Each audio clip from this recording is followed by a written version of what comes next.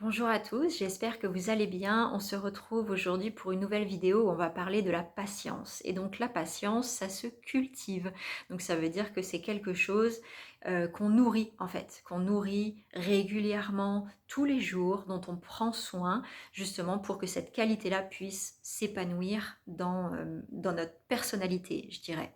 Donc ce n'est pas une qualité avec laquelle on arrive automatiquement. Les personnes qui ont des enfants le savent, la patience n'est pas du tout la première qualité d'un enfant. Personne ne naît patient. Ça n'existe pas. C'est quelque chose qu'on développe avec le temps, bon gré mal gré, mais ça se développe. Ou pas, selon les cas de figure. Mais du coup, ce qui est important de savoir, c'est qu'à n'importe quel âge, on peut développer de la patience. Ça, il n'y a pas d'âge pour que ça commence à se développer. On peut, dès qu'on s'y met, on peut commencer à faire fleurir cette qualité. Ça, c'est une chose. Euh, et du coup, donc pour justement y revenir, nourrir, prendre soin de cette qualité qu'on cherche à développer au quotidien, je dirais que l'important, c'est vraiment de prendre conscience de ce qui fait qu'on est impatient. Donc on peut l'être dans différents cas de figure, hein. Selon le contexte, la chose qui nous rend impatient ne sera pas la même. Ce ne sera pas la même émotion, ce ne sera pas le même besoin. Mais je dirais que l'essentiel, c'est d'apprendre à identifier qu'est-ce qui nous rend impatient. Pour justement en prendre soin. Parce que c'est ça en fait, plus on va apprendre à soigner ce qui provoque des réactions d'impatience, plus on va se détendre et donc gagner en patience.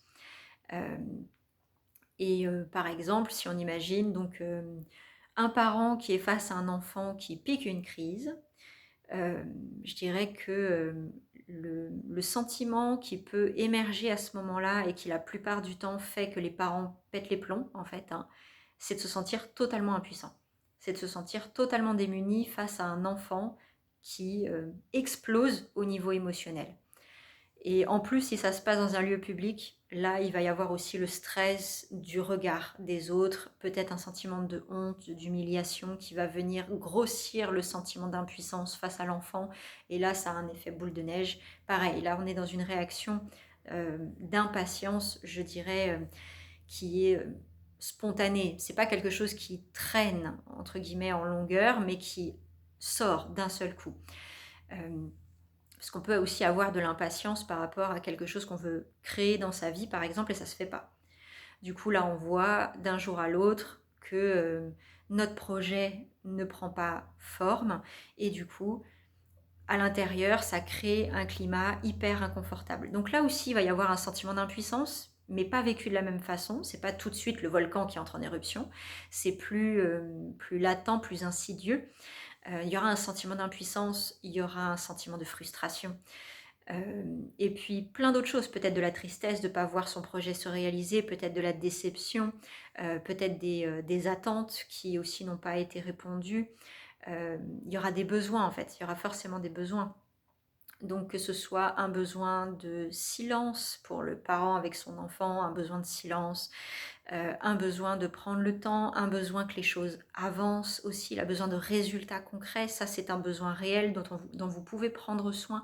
Et pour ça, c'est en mettant vraiment de la conscience sur toutes les petites choses, même les toutes petites. Mettez de l'attention sur les petites choses concrètes sur lesquelles vous pouvez vous appuyer et qui vous montrent qu'il y a quand même une évolution. Toutes les démarches que vous faites, célébrez chaque démarche que vous faites parce que là, vous êtes en train de cultiver la conscience que ça avance, même si concrètement à l'extérieur, il n'y a pas grand-chose qui bouge. Au moins, vous êtes volontaire, au moins, vous êtes dans une démarche, vous êtes en action, vous n'êtes pas juste dans l'attente. Si vous accordez de la conscience, de l'importance à ça, ça peut aussi nourrir cette sensation que les choses bougent, même si ça ne se voit pas à l'extérieur, les choses bougent.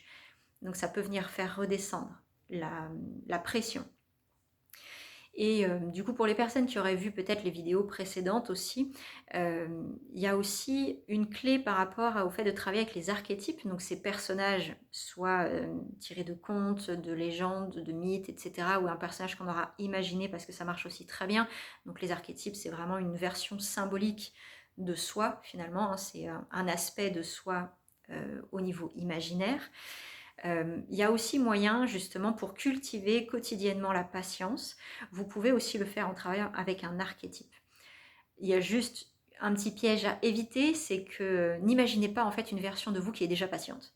Si vous, vous êtes dans l'impatience, que vous êtes dans la pression, que vous sentez que vous êtes fatigué, que vous n'en pouvez plus, n'imaginez surtout pas un archétype qui est déjà patient. Parce que là, vous n'allez faire que grossir le ouais, ok, mais en fait, ma réalité d'aujourd'hui, c'est pas du tout que je suis patiente. Là, je suis pas du tout zen par rapport à la situation, c'est tout le contraire.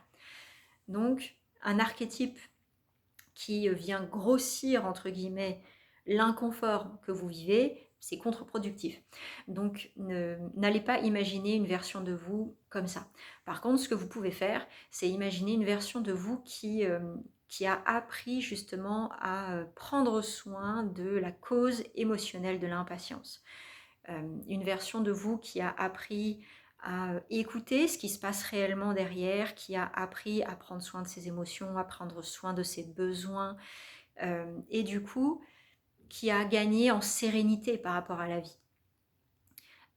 Parce que finalement, là, ce qui fait qu'on est patient, c'est qu'on est serein par rapport aux choses. C'est quand on est face à un projet qui a mis du temps à aboutir, quand on est serein, qu'on sait que ça va se faire, même si ça ne se fait pas tout de suite, c'est beaucoup plus facile d'être patient que quand on est en mode pression de je me sens complètement impuissant, je ne sais pas comment faire pour que les choses se mettent en place, j'ai peur que ça ne se réalise pas. Toutes ces choses-là, c'est ce qui vous fait monter en pression et qu'à la fin, c'est impatience, vite, vite, vite, il faut trouver une solution vite. Ça, c'est ce qui alimente votre impatience. Par contre, si vous êtes, voilà, comme je disais, serein et détendu, là, ce sera beaucoup plus facile. La patience, elle va venir toute seule, mais c'est de la confiance en fait. La patience vient avec une confiance dans le fait qu'il y a des solutions, que tout va bien, même si ça n'en a pas l'air. Lorsque vous êtes face à un enfant qui explose au niveau émotionnel, tout va bien. Ce n'est pas grave, c'est normal pour un enfant d'exprimer avec beaucoup d'intensité ses émotions puisqu'il n'a pas encore appris à gérer.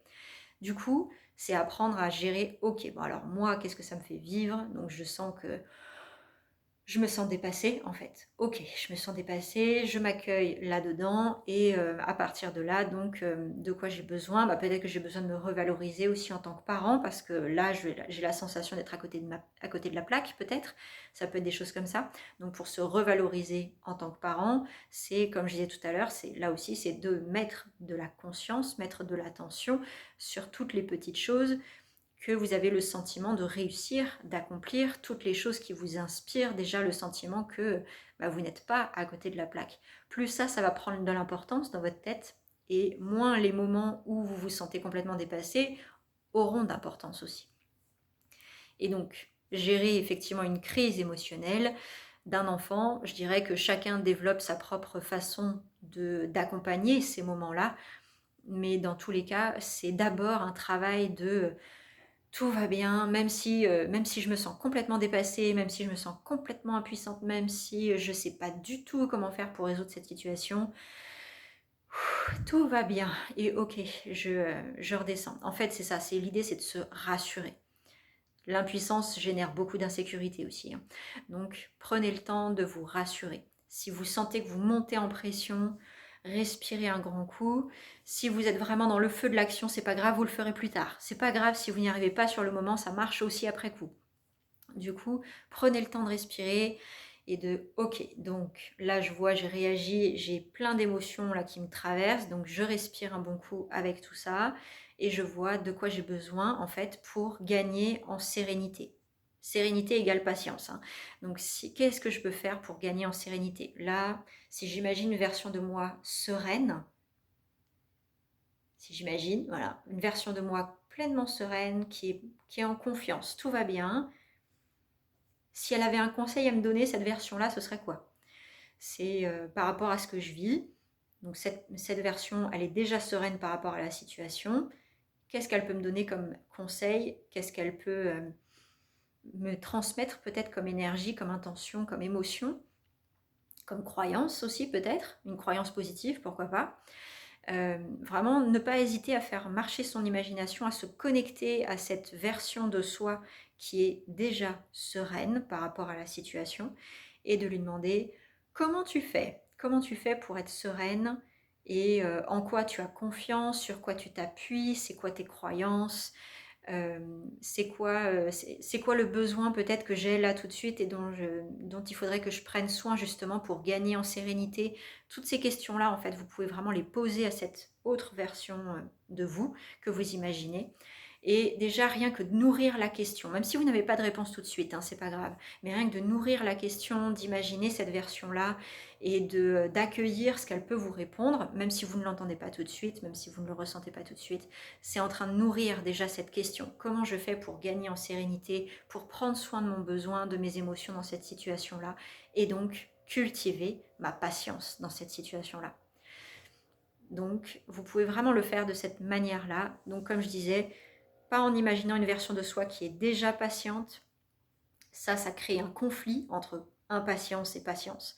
Par contre, une version de soi qui a réussi à développer de la sérénité dans ce qu'on vit, dans ce qu'on est en train de vivre, là par contre, on entre dans quelque chose qui va aboutir à de la patience. Donc c'est trouver le fil conducteur. Voilà, trouver votre fil conducteur pour accéder à plus de patience. Voilà, c'est ce que j'avais envie de vous amener aujourd'hui et c'est une autre façon aussi de travailler avec donc, les archétypes que moi j'aime beaucoup et vraiment qui apportent beaucoup de choses, qui amènent plein de connexions, plein de nouvelles ressources et plein de nouvelles vibrations aussi si vous êtes sensible à ça. Donc ça c'est vraiment un outil que j'apprécie beaucoup et que j'ai plaisir à partager. Donc là, peut-être avec des petites variantes pour vous donner un exemple plus pratique d'un cas de figure où vous pouvez vous servir de cet outil-là pour développer une certaine qualité. Voilà, donc c'est ce que j'avais envie de partager avec vous aujourd'hui. J'espère que ça vous aura plu, que ça vous aura inspiré. N'hésitez pas à me mettre des commentaires, à poser vos questions, c'est avec plaisir que j'y répondrai. Et n'hésitez pas aussi à vous abonner si c'est des sujets qui vous intéressent et si vous avez envie d'en apprendre plus sur le sujet. Voilà, en tout cas, c'était vraiment avec plaisir aujourd'hui que je partageais tout ça. Je vous souhaite vraiment une très belle journée, prenez bien soin de vous et je vous dis à la prochaine.